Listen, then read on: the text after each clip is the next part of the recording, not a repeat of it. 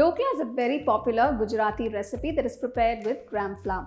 Now this is a very soft, moist and delicious snack that can be enjoyed either for breakfast or for lunch. So let's get started and check out the recipe. For the dhokla, first I'm going to mix the batter. 1.5 cups of besan or gram flour. To this I'm going to add half teaspoon of salt, half teaspoon sugar, turmeric powder half teaspoon.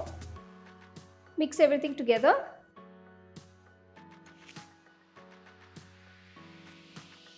Gradually pour water to get a nice thick and creamy batter. Mix well so there are no lumps.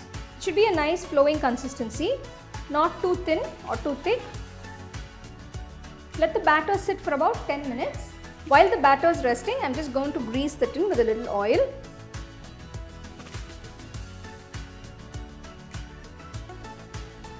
After 10 minutes, I am going to add 5 grams of ENO to the batter. Give it a quick mix. As soon as you add the ENO, you can see the batter becomes a nice foamy consistency. Make sure you mix it well. Pour the prepared batter into the tin. Don't tap the tin, just spread it out evenly on all sides. Now we're going to steam cook the dhokla batter. Take a pot, add a little water, let it boil. So now the water is heated up. Place the tin gently into the pot.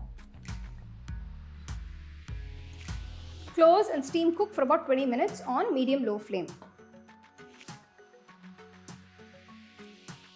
I'm just going to insert a toothpick to check if it's cooked.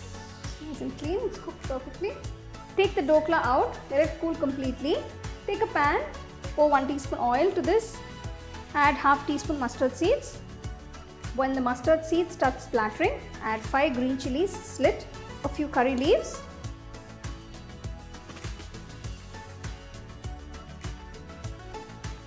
Reduce the flame. To this I am going to add half cup of water. To this add half teaspoon of salt. Add 2 teaspoons of sugar.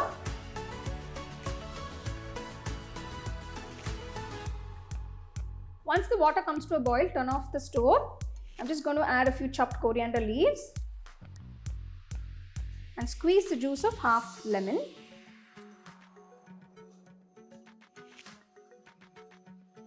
Keep this aside. Now I'm going to remove the dhokla from the tin. Gently tap the tin to release the dhokla.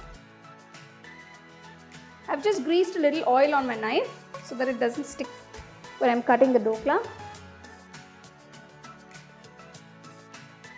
Pour the tempered sugar and water solution onto the dhokla. Make sure you cover all the areas. Let the dhokla soak in the syrup for about 10 minutes. Garnish it with some freshly grated coconut and some chopped coriander leaves.